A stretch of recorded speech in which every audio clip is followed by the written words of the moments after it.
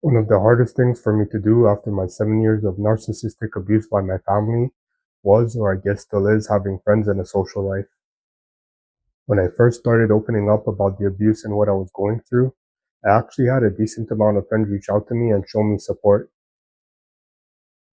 But despite that, I just had so much trouble allowing myself to have any friends for many reasons that felt beyond my control. First was the anxiety and trust issues in regards to others after experiencing so much malicious and intentional hurt and betrayal from people that I loved, my own family, which caused me to have trouble being able to trust others. That wasn't the only way the abuse had affected me though, from the gaslighting, minimizing, invalidating, devaluing, and being made to live walking on eggshells, such as being blown up on and face consequences simply for communicating basic things around the house.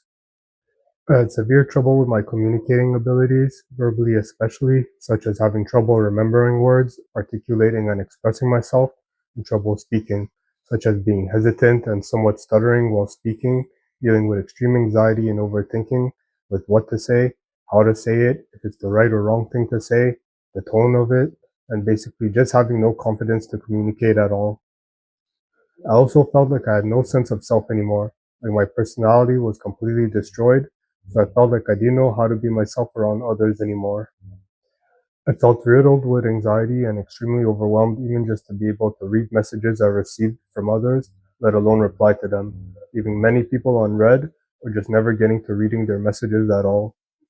I also had a great deal of shame, feeling so pathetic with myself from all the belittling and feeling like my issues felt stupid to talk about and impossible to explain to others the severity of how I was experiencing them in order to get people to really understand how devastating and damaging it actually was,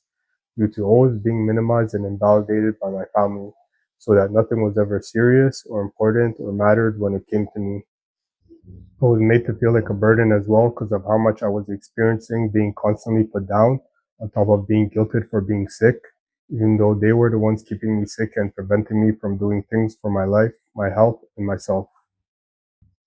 I guess still even to this day, I feel like I lost a lot of my personality and why I speak kind of robotic or monotone with a lack of character or personality, being one of the reasons why I wanted to start making spoken social media content to try to improve on that and overcome my fears and anxiety by stepping out of my comfort zone.